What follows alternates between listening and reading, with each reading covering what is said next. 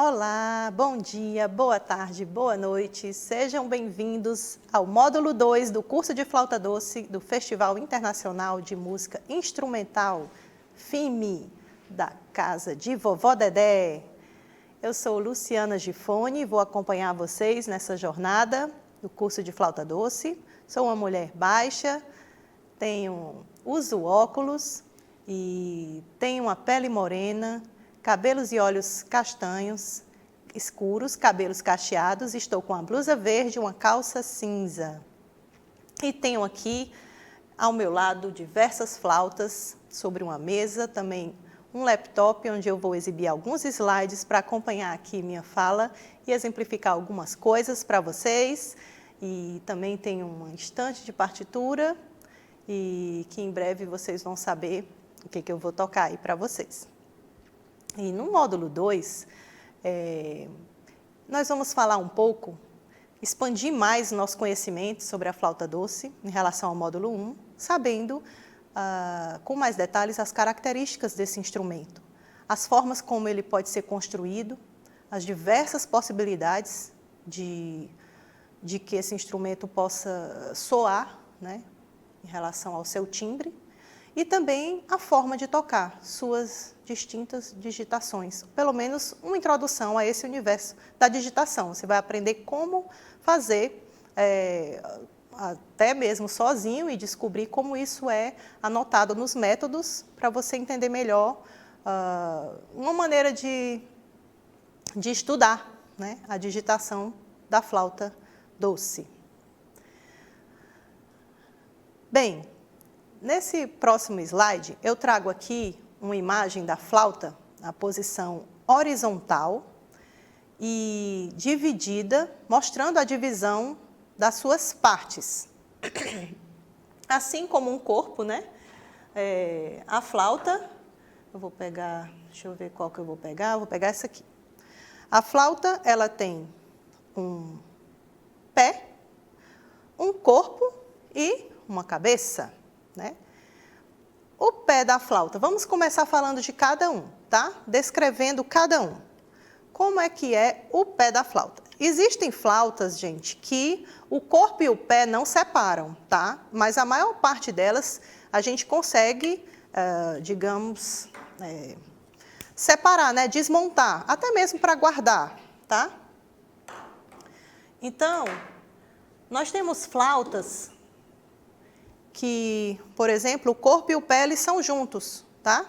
Como essa aqui, que foi a minha primeira flauta, tenho um sentimento muito afetivo com ela, tá?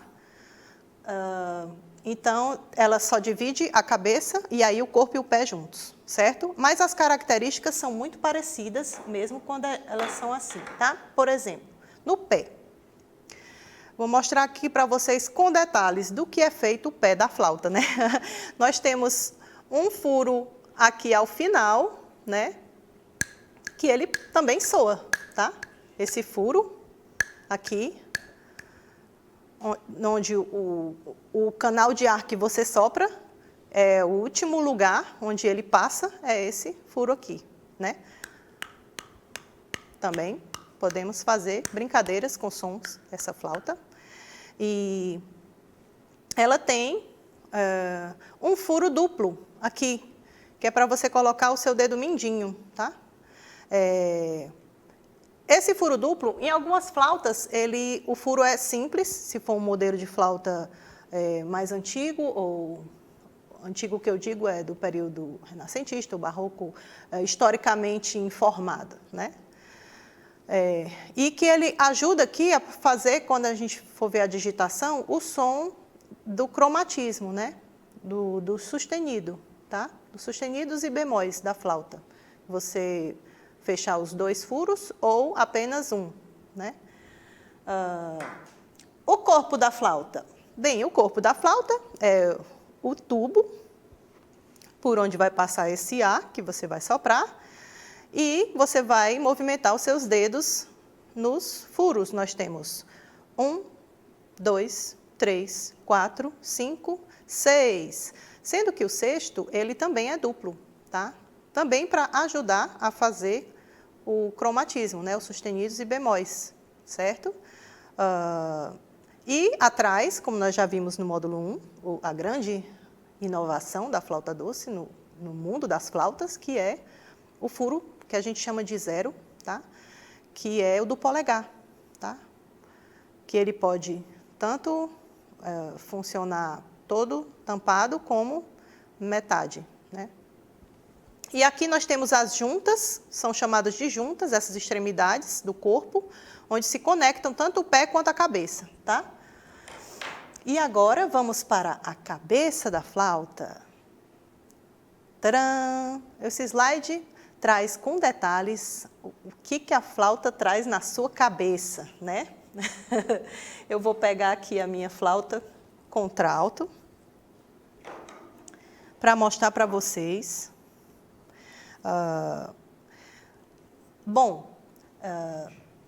No slide tem como se fosse um corte, como se a gente tivesse cortado ao meio essa flauta, certo?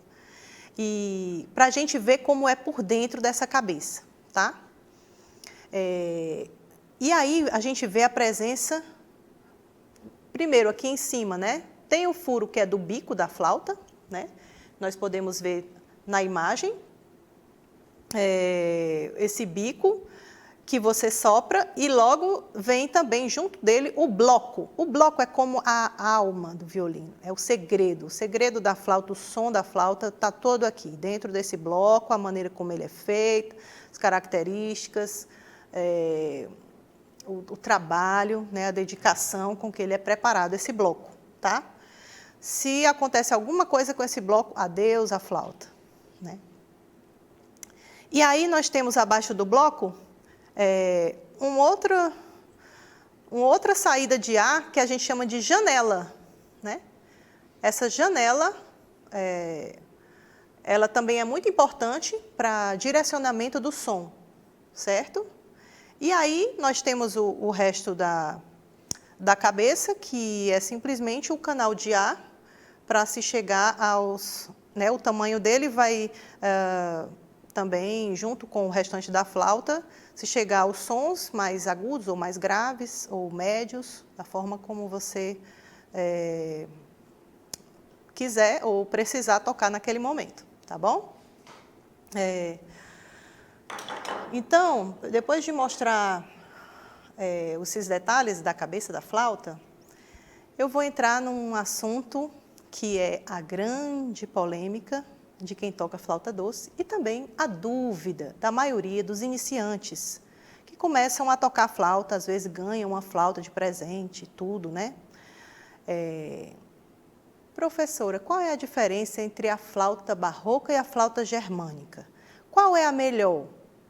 O que é essa flauta barroca? O que é essa flauta germânica? Né? Gente, é muito importante falar desse assunto, tá? No slide eu já dou até a resposta com 3 exclamações. Barroca ou germânica? Barroca! Mas aqui, na minha aula, eu vou explicar para vocês por quê, né? Em primeiro lugar, a diferença física de uma flauta doce barroca para uma flauta doce germânica é simplesmente o furo 4 e 5. Eles são invertidos, como tem aí na imagem, o tamanho deles, né? Na flauta germânica, o furo 4 ele é um pouco maior do que o furo 5. E na flauta barroca é o contrário, tá?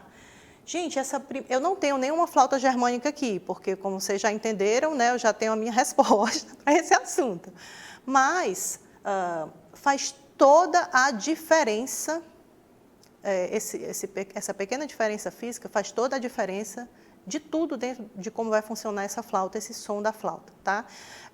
Gera-se uma suposta, a fim de gerar uma suposta facilidade no dedilhado, quando você vai começando a estudar, que você está aprendendo as notas, aí você, depois que você aprende a nota Sol, né?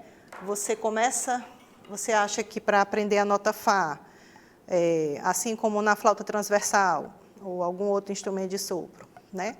Simplesmente baixar esse dedo e sair seguindo esse som, né?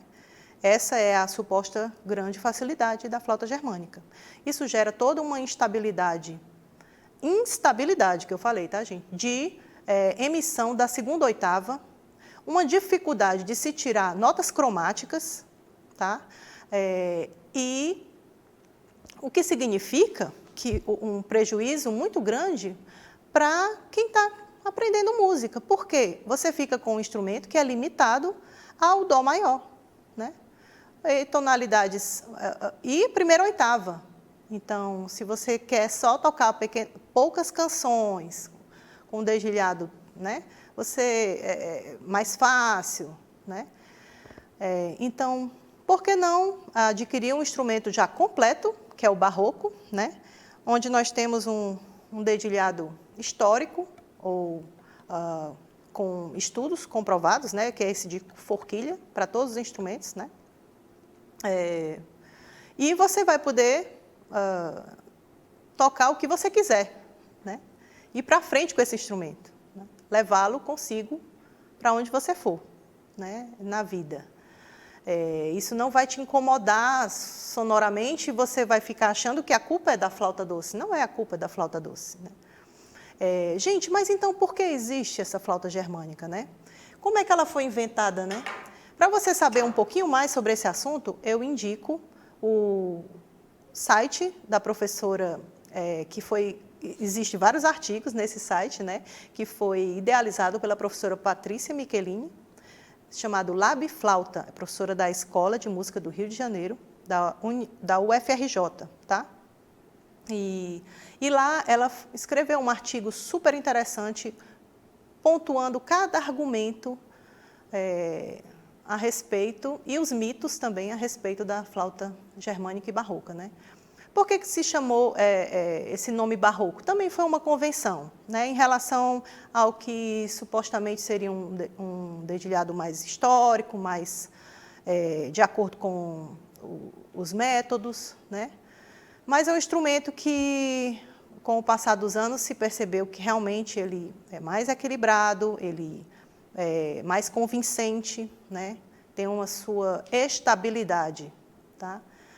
Tanto que você não vê esses outros instrumentos grandes, como a flauta baixo, por exemplo, germânica, né? Quem vai fazer uma flauta baixo germânica? Para quê, né? Já em relação... E assim, ela também conta como surgiu esse instrumento num contexto que um pesquisador, construtor de instrumentos musicais e músico, né, chamado Peter Harlan, ele pegou uma flauta histórica mesmo, conservada, de um modelo Denner, que a gente vai já falar, e tentou reproduzir, fazer uma flauta a partir daquela. Quando chegou nessa hora dessa nota, né, ele achou que o Denner estava enganado, né? O senhor Denner estava enganado, e ele consertou, ele tentou consertar, desequilibrando, fazendo esse desequilíbrio na flauta e propondo essa digitação da flauta germânica, né?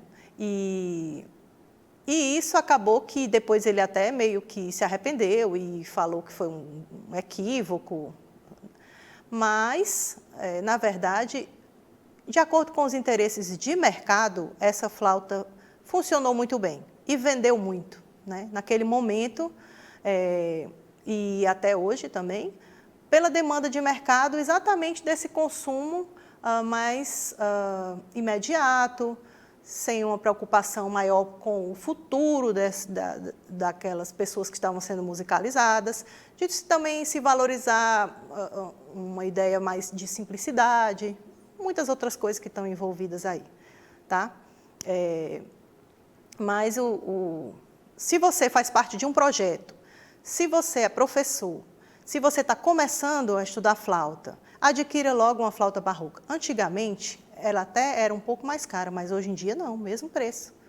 De uma flauta germânica e barroca de plástico, por exemplo, não tem diferença, né? E se você é professor e pode impactar nisso, vai dirigir um projeto, solicite essa flauta barroca. Por quê? A maioria dos gestores, eles não conhecem essa história nem essa especificidade. E se solicitam somente flauta doce, pode vir a germânica. E é o que as empresas mandam, porque elas querem dar vazão. Então, você pode dizer, eu quero tantas flautas barrocas para os meus alunos, né? Isso vai fazer uma grande diferença, gente, no ensino da flauta doce no Brasil. E também na sua maneira de enxergar a flauta doce e tocar a flauta doce, né? E ser feliz com ela, né? Bom, eu achei muito interessante trazer esse assunto para vocês, porque realmente é uma grande polêmica. Eu espero que eu tenha convencido os que não estavam convencidos. E quem não se convenceu, vai lá ler o texto da Patrícia, que com certeza você vai se convencer. Vou falar um pouquinho sobre as flautas, os modelos materiais, né? Porque também não é só essa flauta de plástico que você conhece geralmente, né? Que existe por aí. Como vocês viram, mostrei flautas de outros materiais aqui. É muito interessante que essa flauta de madeira, né, ela tem um som realmente bem mais encorpado, mais interessante, mais envolvente, né, como eu mostrei para vocês. Mas nós também temos essa flauta que a gente diz que é de plástico, mas na verdade é uma resina plástica, né? E temos essa flauta de plástico, por exemplo. Eu tenho aqui a minha sopranino, né? A minha sopranino, ela é dessa resina plástica, tá? De fábrica, né? Porque as flautas, elas podem ser de fábrica ou feitas por luthiers, né? Aí nós temos também uma novidade, já faz alguns anos, né? Mas em relação à perspectiva de todo o século XX, é uma novidade, que é a flauta feita com fibra vegetal. Seria uma flauta ecológica. Tá? Ela simula uma resina plástica, mas não é, né? Então, eu gosto muito dessa flauta, tá? E é a flauta que eu utilizo para situações, flauta para tudo, né? Não vou tocar num concerto, mas para dar uma aula, levar para uma praia, uma coisa assim, e tocar. Tem um som lindo e bem afinado, bem estruturado. Gosto muito. Aí nós temos também, nas flautas de madeira, tipos de madeiras diferentes. E aí vai resultar em sons diferentes e também cores diferentes. É por isso que as flautas têm diversas cores. As flautas de madeira, né? Essa aqui que é mais avermelhada, né? Tem umas que são mais escuras. E o legal é que elas vão mudando, né, gente? Quando vão mudando, sua flauta vai mudando de cor, né? Ela vai ficando mais clara ou mais escura. Essa daqui, ela era bem mais clara, né? E aí, com o tempo, elas vão mudando mesmo, né? Tem umas bem mais escuras, ó, como essa aqui, tá? Então, são utilizadas madeiras como grenadila, boxwood, kingwood, cocobolo, palissander, que é chamada também de rosewood, e modelos mais escolares, como a gente diz, né? Que são mais leves, porque tem umas que são bem pesadas, tá? Assim como essa, geralmente é feito de frutas, né? Pereira, macieira. Legal. Bom, em relação aos modelos das flautas, né? Esses que eu mostrei para vocês todos são de flautas de modelo barroco, ou inspirado nesse modelo da época barroca, que ela tem esse design, né? Um design de 3 partes, o corpo ele é um pouco mais afilado de cima para baixo, né? E aí tem todos esses aspectos aqui do design da flauta barroca. Mas também nós temos outras flautas, como na aula passada eu mostrei, por exemplo, o grupo Royal Wind, que eles trazem uma família das flautas renascentista, né? E aqui eu tenho um modelo de flauta da família renascentista, que é uma flauta chamada de flauta Ganassi, tá? Essa flauta não é porque foi construída por Ganassi. Ganassi, na verdade, ele escreveu o primeiro método que se sabe de instrumento musical, tá? Da história, que foi de flauta doce, chama La Fontegara, tá? E esse método, ele traz várias opções de digitação. Então, essa flauta é uma flauta construída no século XX que tenta simular tenta fazer a ideia da digitação, cumpria a digitação do método Ganassi, né? Mas é interessante que um construtor chamado Philippe Bolton, ele acha que essa flauta ela não deve ser considerada uma flauta histórica, e sim uma flauta do século XX, né? Mas ela traz essa ideia de trabalhar um som renascentista, mais aberto, né? Veja que o pé dela, primeiro que ela só tem duas partes, né? Ela é bem mais ampla que ela é cilíndrica e aí ela abre, né? Isso dá o quê? Uma sonoridade mais aberta, principalmente nos graves, tá? E ela tem esse anel característico aqui de metal das flautas. Essa minha flauta ela foi feita por um luthier chamado Marcos Ximenes, que é aqui do Ceará, certo? Vou já falar dele. Se você quiser mandar fazer suas flautas, né?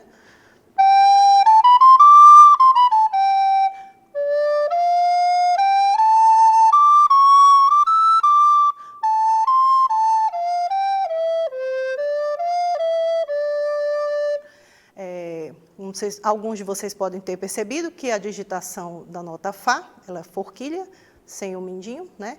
Então, ela tem pequenas alterações no dedilhado dessa flauta, tá? E se eu quiser fazer cromatismos, eu tenho que fazer com minha intuição dos meios, dedos e sombras, para afinar algumas coisas dessa flauta. Então, é um grande desafio tocar essa flauta também. E ela funciona bem, na minha opinião, para tocar esse repertório renascentista e também repertório contemporâneo. Tá bom? Em relação ao modelo barroco, existem muitos construtores que servem de inspiração para os luthiers atuais, né? Como o Denner, que eu mencionei, o Bressan, que é o modelo dessas minhas flautas aqui, porque é minha escolha, eu prefiro essas flautas desse modelo Bressan, mas existem outros como Roteter, Stanisby Jr. e outros, né? Então, esse bocal um pouco mais arredondado aqui, né? Eu acho bem interessante. Essa minha flauta aqui, contralto, que eu amo de paixão, ela foi feita por outro luthier brasileiro chamado Roberto Holtz, paulista, tá? Me acompanha há muitos anos, essa flauta. E eu tenho outras flautas também do Marcos Ximenes, né? Que mora aí no Passaré, gente. Você quer mandar fazer uma flauta, escreve para ele, e aí você escolhe a sua madeira, você escolhe a sua afinação, você escolhe como você quer esse bloco, que ele chama de voicing, como é que você quer o som dessa flauta mais aberto, mais fechado, mais focado. E você acompanha, né, a feitura dessa flauta e você pode entrar em contato com ele para ele ficar voltando a olhar para ela, né? E ele te explica como manter, como limpar, tudo, né? Maravilhoso. Essa flauta tenor maravilhosa, do Marcos Ximenes também. Essa daqui está comigo há muito tempo, mas ela não é minha, ela é emprestada de uma querida amiga, Maria Helena Lage. E tem também uma outra flauta que, em relação ao modelo barroco, né, da afinação, eu mostrei no módulo 1, também do Marcos Ximenes, que é a flauta contralto em 415. Afinação 415, essa também o meu amigo Robson tem uma igual, nós encomendamos juntos para fazer um duo de flautas e a gente tocou muito esse duo, estou com saudade desse duo. Robson, vamos voltar a tocar nosso sopro dópio, tá? Que aí a gente fez muito repertório de música barroca, foi uma delícia, né? Depois eu vou mostrar um pouquinho mais o som dela no final da aula, tá, pessoal? E o que mais? E temos também, gente, flautas feitas numa fábrica, mesmo assim de madeira, né? Então, essa flauta é de uma fábrica chamada Make, fábrica alemã. A minha soprano, por exemplo, também é de fábrica, e embora ela seja uma flauta inspirada nesses modelos de luthier, que essa minha aqui, soprano, é da Mollenhauer, né? É uma flauta de fábrica. Não tem só flautas de plástico, né? De fábrica. E tem as de plástico, por exemplo, abaixo de plástico, né? Também de fábrica, né? Como é de fábrica, né? Elas são feitas em série, né, gente? Tem um molde, vai fazendo as partes, é diferente de um luthier que vai fazer aquela flauta só para você e só aquela, né, especial.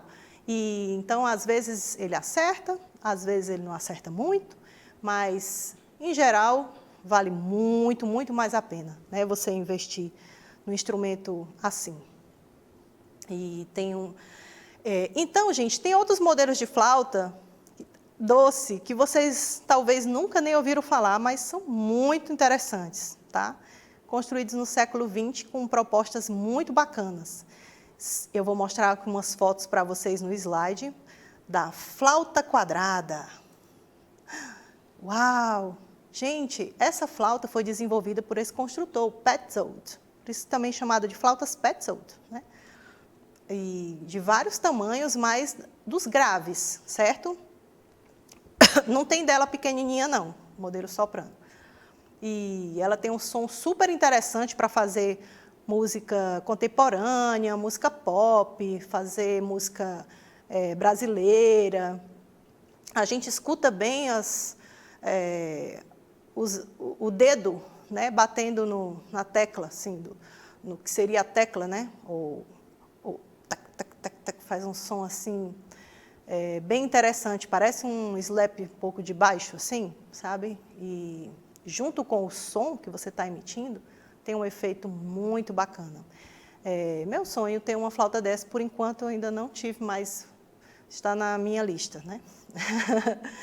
E tem também uma proposta muito interessante, que também está na minha lista, que é a flauta da Mollenhauer Dream Recorder, né? Que é a flauta dos sonhos, né? Por que a flauta dos sonhos? Porque a Adriana Broiking, aquela construtora que eu mencionei no módulo 1, ela desenvolveu essa flauta porque é o sonho de todo flautista, ter uma flauta com o shape, digamos, né? O sonzão, o design da flauta renascentista, mas a facilidade de tocar e o dedilhado equilibrado da flauta barroca. Então, ela fez um instrumento híbrido, né, com um super som e um tamanho como o da flauta renascentista e essa maneira de tocar da barroca. E essa tem a opção do quarteto de flautas da Adriana Broiking. E temos também, gente, para tocar aí plugada, música de rock, que você quiser, de heavy metal, uma flauta desenvolvida por esse construtor que eu já mencionei, Philippe Bolton, eletroacústica. Ela já vem com um microfone, né? O pessoal aí da técnica vai achar interessante também, né? Ela vem com um microfone plugado na cabeça da flauta, ao lado da janela. E já fica selado isso aqui, certo? E aí você pode usar ou não, né? E esse mecanismo funciona super bem para conectar com o cabo e sair tocando por aí em grandes concertos, né? Para um número muito grande de pessoas, grandes palcos. É muito interessante. Agora, eu gostaria de abordar um pouquinho sobre a digitação da flauta, tá? E eu vou começar pela flauta soprano. Como eu expliquei, existem muitos modelos de flauta e essas flautas também têm digitações, né? Existem também outras flautas que eu não mencionei aqui, mas é muito amplo, tá? Como, por exemplo, a flauta de voz, que é uma flauta que fica no tamanho entre o tenor e entre a contralto, por exemplo. Existem sopranos em outras afinações, como no modelo renascentista, elas são afinadas em quintas justas. Então, em ré, né? Contralto em sol, por exemplo, né? E por aí vai, gente. Então, é uma infinidade de dedilhados, daí vocês tiram, né?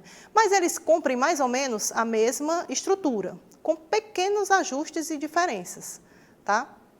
Então, essa estrutura é como? Eu vou mostrar aqui, através da flauta soprano, tá? Uma maneira de você estudar e ler isso nos métodos, tá? Nós temos a flauta, que aparece geralmente o desenho da flauta, né?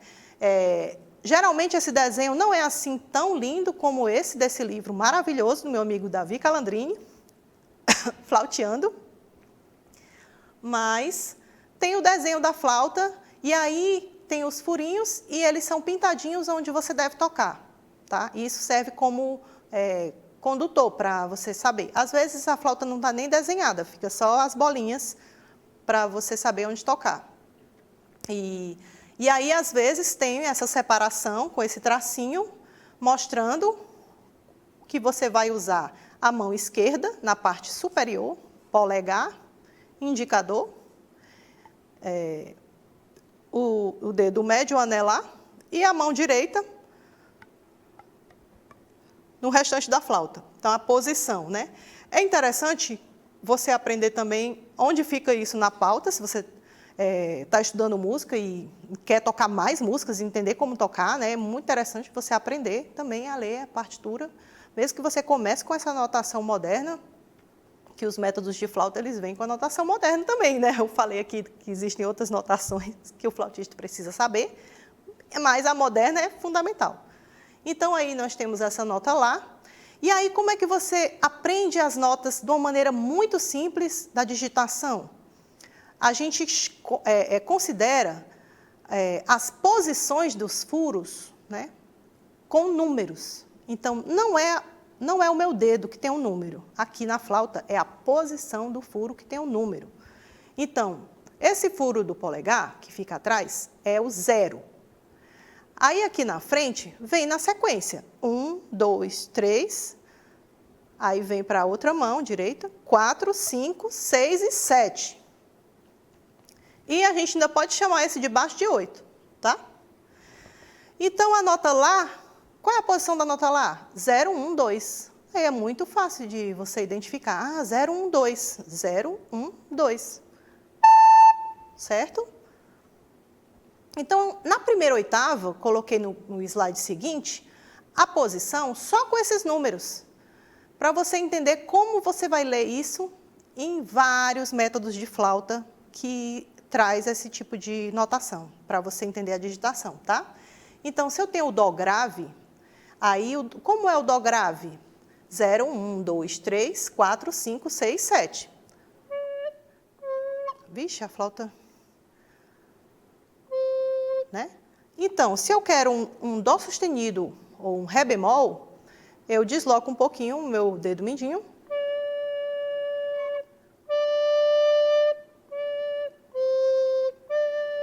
Vixe, a minha flauta está meio coisada.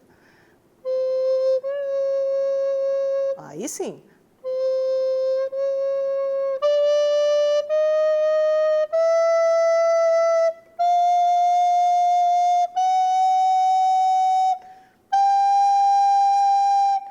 Então, aí eu parei na nota Sol. 0, 1, 2, 3, né?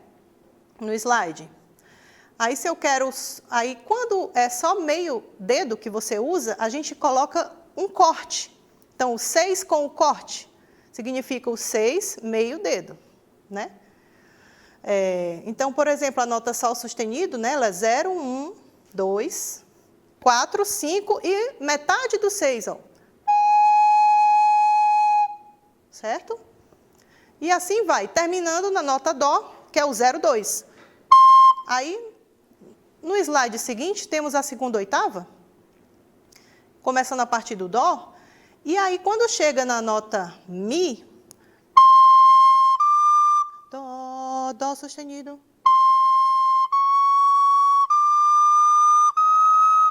Mi, aí entra a participação de meio furo no polegar. E se estende até o final desses agudos, porque, como eu expliquei no módulo 1, isso dá estabilidade na afinação da flauta, tá? E no módulo seguinte eu vou falar um pouquinho sobre a técnica de movimentar esse polegar, tá bom? Então, essa digitação da soprano na segunda oitava, vou exemplificar aqui, a partir da nota Dó.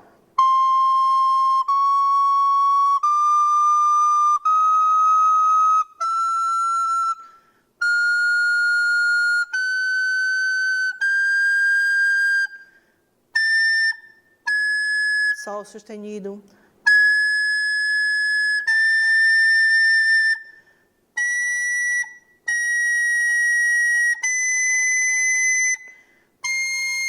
Então, gente, quem disse que a flauta doce não é um instrumento cromático, né? Às vezes as pessoas acham que não, né? porque tem essa imagem da flauta germânica na primeira oitava, né? E somente a escala de Dó maior. Eu também trouxe um slide para mostrar um pouco como você pode encontrar nos métodos a digitação, e aí eu trouxe também do contralto, né, que é uma flauta muito interessante de você começar, se você já for adulto, iniciante, por exemplo, eu indico já começar com a flauta contralto, porque você vai conseguir explorar melhor esse instrumento, acho que vai lhe agradar mais o som e também a posição dos dedos vai ficar mais confortável de você tocar, né? Então, pode aparecer assim, vem em cima a pauta, como tem aí no slide, clave de sol, e aí vem as notas da mais grave, passando por todos os cromatismos, e às vezes também dá posições alternativas, porque esses dedilhados, eles são, digamos, os oficiais, mas existem outros dedilhados para cada nota dessa, dependendo do efeito que você quer tirar dessa flauta, tá bom? Então, aí embaixo da nota, vem só o furinho pintado, né, com as posições, né? E sempre o de trás fica do lado ou esquerdo ou direito para dizer se ele vai ser tocado ou não, tá? Outra coisa interessante é quem toca esse dedilhado do soprano, ele serve também para o tenor, né? E o dedilhado do contralto, ele também serve para flauta baixo e para flauta sopranino. Então, quem aprendeu um, aprendeu todos os outros, né? E agora nós chegamos ao final do nosso módulo. Espero que tenham gostado, aprendido. Gostei muito dessa troca aí de vocês. E espero vocês no próximo. E vou terminar esse módulo tocando também uma música que tem uma relação afetiva comigo. Quero trocar essas boas energias aí para vocês com essa flauta muito querida do meu amigo Marcos Ximenes, com afinação em 415. No módulo passado eu mostrei também as diferentes notações. Eu vou tocar um pequeno trecho de uma divisão de um growl italiano, né? Que é um baixo que se repete italiano. Vocês não vão ouvir o baixo, porque eu vou tocar só a melodia e só uma parte, tá? Do período barroco. Então, ele tem uma notação diferente da moderna, mas já bastante parecida, com pequenas diferenças. Um prazer estar com vocês, pessoal.